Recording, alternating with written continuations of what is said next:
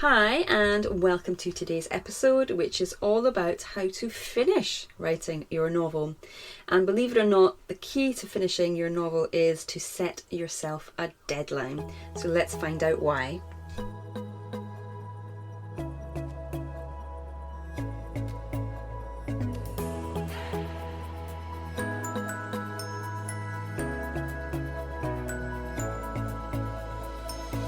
Welcome to the Turning Readers into Writers podcast, where we teach beginner writers how to find the time and the confidence to write their first novel. I'm your host, Emma Desi, and I'm very excited that you're here. Thank you for joining me today, because if you've been longing to write your novel for forever, then this is the place to be.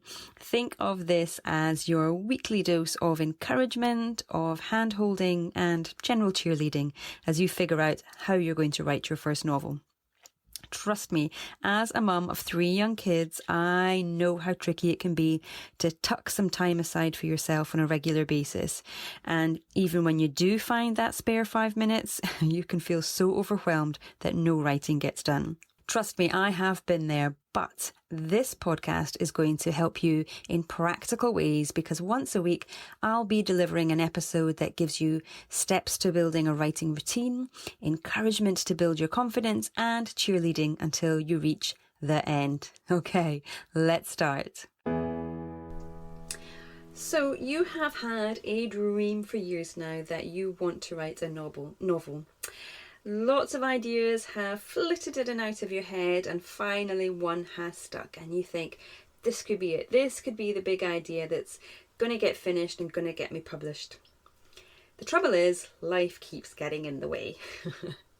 You find it hard to stay consistent, to get to your desk on a regular basis and ensure you reach the end. So how can you break the cycle? How can you push past your own inconsistencies and your own insecurities and finally write that last sentence? Well, the answer is to give yourself a deadline. Now, you might think that deadlines are just for published authors who have agents and editors, but I can assure you that this is not the case. I can assure you that if you want to finish your book, you need to give yourself a deadline. Now, that doesn't mean telling yourself that you need to finish it in the next 6 months. It could be that you finish it in the next 4 years, but either way, you have to have a date in mind from which you can work back. But why is it important? Well, even if you're just starting out, you do want to set yourself up for success. Writing a novel it's not an easy thing to do. It takes time, it takes dedication, and above all, it takes consistency. And I know that consistency is something a lot of new writers struggle with. If that is you, you are not alone. It's certainly something in the early days I really struggled with, definitely. I kept letting life get in the way. I didn't take my writing seriously, and I did not set myself a deadline. You know, you're trying to juggle a million things in a busy week, and trying to make the time for writing, it can feel so hard. But what I want you to do is to think of yourself as a professional, even if you don't feel it. Some people work really well under pressure, and so might set themselves that deadline of 6 months in which to finish their first draft. You might be a little bit more like me, and you do not thrive under a strict deadline, but you do work well when you have an end date to work towards. And that's because having an end date, having a deadline, it gives your project a feeling of momentum, of continuum. It feels like you have something to work towards, at the end of which you can reward yourself with a job well done. Lindsay Buroker, she is a prolific and highly successful author. She has now, she's published many books. She writes cross-genre as well, but it's mostly within the realm of sort of fantasy and epic fantasy and space opera. And I found out recently that before she set herself the goal of getting published, she never finished a single novel. So up until that point, she'd never finished a single novel. But she said once she made the commitment to herself that she was going to publish her book, once she gave herself a deadline to get that book published, then she finished her first draft. Then she finished the second draft. Then she published the book, and she went on to write her second book. And as I mentioned briefly earlier, she is prolific, and she has now published well over 50 books. A lot. She's got a big wide catalogue there, and she's now a 6-figure author, so she earns a very good income from it. And it was the same to a degree. I wish I was a 6-figure author. I am not. But it was the same for me in that when I first started writing, all I wanted to do was finish my first draft. So that was the first deadline I set myself, was just to finish the first draft. Because like Lindsay, I had never completed a project before then. But, you know, maybe like you, I had 3 or 4 unfinished novels sitting on my computer, but I'd never set myself the deadline, and as a result, I'd never actually finished the full draft.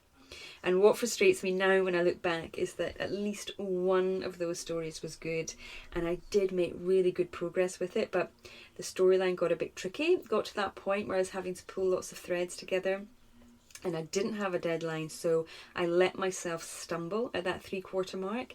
If I'd given myself a deadline, I would have been in a much better chance of reaching the finish line and getting that book out there, you know, just like Lindsay did.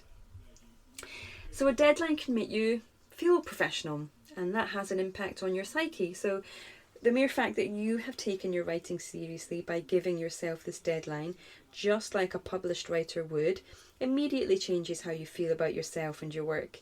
You take pride in the fact you have a deadline. You take pride in the fact that you are taking your work seriously. So I say it again, take pride in the fact that you're done talking about writing the book. Now you're going to write the book. It's time for action. And only you really can set that bar for yourself, because the truth is that nobody else is going to take your writing seriously until you do. And this was certainly a hard lesson for me to learn. It took quite a while for it to sink in. Where I used to live, I used to go to a cafe when my daughter was at playgroup, and I would go to a cafe nearby while she was playing, and I would write.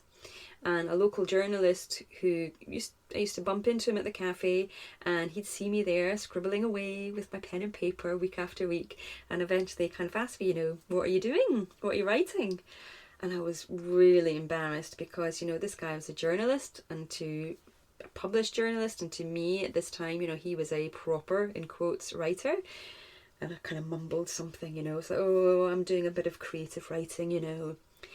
And he was the first person to say to me, you know, don't diminish what you're doing. Don't mumble it like that. I see you here every week and you're writing, and that means that you are a writer. And I was mortified. I was so embarrassed to have somebody say this to me, because I didn't feel worthy of the title writer. I didn't feel like I was a writer because I hadn't published anything. I hadn't even had a short story published in a magazine. So how on earth could I take on that title of writer? And it took me a long time to own that word. But once I did own that word and was able to say it with pride and with conviction, then others took me seriously too. And when they took me seriously, there was this lovely sort of karmic circle of confidence that emerged. Because I had put out my belief in myself, they in turn believed me, and that increased the belief I held in myself, and the belief that I held that I could write a novel. And it was this beginning, a shift of mindset. Now, mindset is one of those words that it's bandied around all over the place these days. And I have to admit that at one time I really did poo-poo the concept as a bit of mumbo jumbo. But I eat my words now, because I really have experienced firsthand how changing my mindset, it changed my behaviour, and then it changed the outcomes in my life. And the biggest example here would be, I published a book. So when you change the words that you're using to describe yourself, then you're changing your opinion of yourself. And that is a really, really powerful thing. And a way to start doing this is, you know, write it in a journal. Start keeping a journal if you don't already. And in your journal, write, I am a writer. Do it. Make sure you do it. Write those words, I am a writer. And if you are at the same stage that I was at, now when you first write this, You might feel like I did. I felt really silly, and even just writing it in my journal made me feel quite embarrassed. I thought, I can't own that word. I don't, that's not me. That's not who I am. I'm not a writer. But I wrote it every day, and in time I came to believe it, and in time it didn't feel so ridiculous, and it felt perfectly possible and doable. Go one step further and say it out loud. Get into your superwoman pose, put your hands on your hips, your shoulders wide, and say it proudly. I am a writer. Now, again, you might feel a bit of a plonker, but in time you will ease into that new role. You'll ease into that job title that you've given yourself, and I promise you, you will feel less ridiculous saying it. And eventually you'll say it with pride. And to reiterate, when you take yourself seriously as a writer, then others will take you seriously. And this confidence will feed itself into your writing practice, and you will be writing with consistency. Before you know it, you'll be excited to get back to your desk because you know this is something you want. So where are you in your writing life right now? Are you right at the beginning and you're feeling embarrassed to describe yourself as a writer? Are you like I was back in the day? Or have you taken that step forward, and you're writing it down and you're saying in your journal, or even just in a doodle, I am a writer? And are you getting used to calling yourself that, describing yourself in that way? Does it feel good? And if it does, take that next step. Set yourself a deadline. Doesn't have to be in the next 6 months. It can be in the next 12 to 18 months. That's perfectly fine, but set yourself a deadline, because imagine how amazing you are going to feel when you start seeing those words grow, when you start seeing those pages build. Not only will your pages and your words grow, but your self-belief will grow, your novel will grow, and it will get finished. It took me 5 years to write my first book because I did not set a deadline. So are you ready to write your first draft? I hope so. Please do take some action. Please set yourself a deadline. And remember, you are a writer. All right, I hope you enjoyed today's episode. I hope it's proved inspiring for you. Let me know how you get on, and I will speak to you again next time. Take care. Bye-bye. So there you have it. That is how you get to finish your novel. You set yourself a deadline. Easier than you thought, hey? So how are you getting on with your writing? Are you able to describe yourself as a writer yet, or does that still feel a bit uncomfortable? Have you set yourself a deadline? If you've not, go and do it now. Give yourself that deadline so that you're giving yourself the best chance of getting to the end. Now, if you are getting a lot from this podcast series, which I really, really hope you are, you can find even more over at my Facebook group, which is also called Turning Readers into Writers. If you go to emmadesi.com/turning readers into writers, you'll find the link there.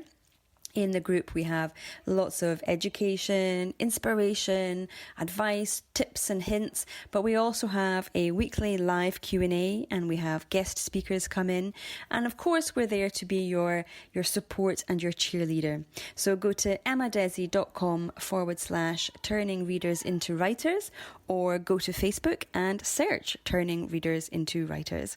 And I can't wait to see you in there. All right, take care for now. Bye-bye.